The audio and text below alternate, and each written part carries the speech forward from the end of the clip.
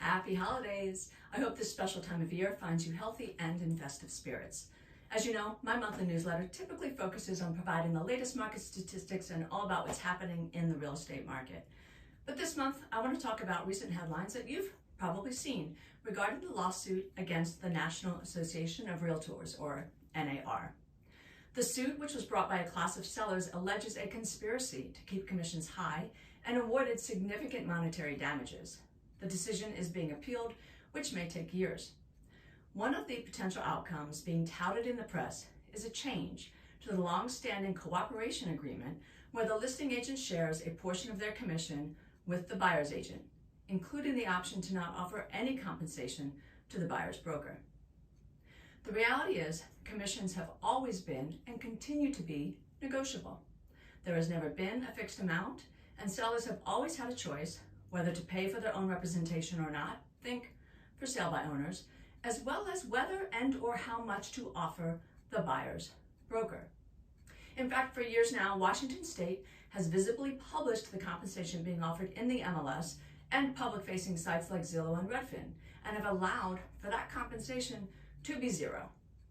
But the reality is that sellers who offer compensation to whomever brings the buyer experience less market time, a larger prospective buyer pool, and a higher final sales price. The data backs this up. But I'm not here to justify my compensation. It just makes good business sense for sellers to offer compensation. And what they choose to offer can be negotiated as part of their listing agreement with their listing agent. The cooperative compensation agreement is also in the best interest of buyers. But to understand this requires a quick history lesson. Before the 1990s, there was no such thing as a buyer's agent. Agents not directly representing the seller, but perhaps showing a buyer a property, were known as subagents and had a legal obligation and fiduciary responsibility to serve the seller's best interest. Buyer agency was established to ensure buyers too had their own representation, someone advocating for their needs and best interests versus expecting they could receive that same level of care from someone working for the seller. Since its inception, the offer of cooperating compensation has helped ensure maximum exposure of the seller's property to the largest pool of prospective buyers. Buyer's agency ensures qualified, informed, and capable buyers are in a position to contract and follow through on a purchase transaction.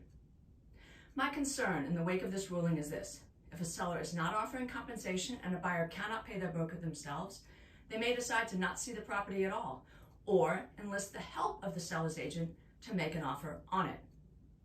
Remember, buyer's agency was created to avoid this exact scenario. It would be like hiring a defendant, hiring a prosecuting attorney to represent them in a court of law. There's an inherent conflict of interest, and buyers deserve their own representation. Additionally, there is an entire pool of buyers who are struggling enough to come up with their down payment and closing costs and simply cannot afford to pay their broker on top of this. Furthermore, VA buyers are prohibited entirely from paying real estate commissions.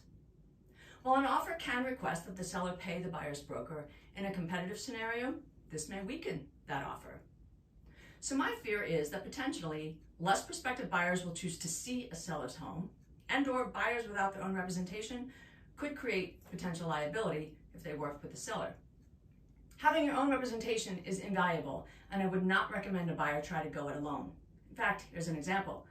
Last week, I closed on a transaction where after 2 days of back and forth negotiations, I helped secure a below list price offer. Then, halfway through escrow, it became known that the subject property was encroaching on the one behind it.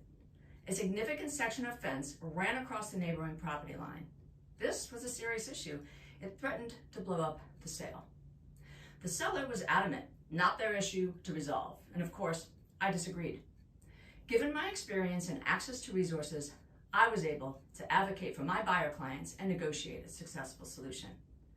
Without representation, these buyers would not have known how to handle the situation, couldn't reasonably be expected to ask the listing agent to do something contrary to the seller's interests, and stood to potentially lose their earnest money if they backed out. Agency representation for both buyers and sellers is critical, and each deserves their own. Compensation to both listing and buyer's agents is equally critical. It will be interesting to see how this all ends up. In the meanwhile, I'm here to continue providing exceptional service based on years of experience in this complex market and to advocate for your needs, whether you're a buyer or a seller, and to ensure your success. Cheers and have a wonderful, healthy, happy holiday season.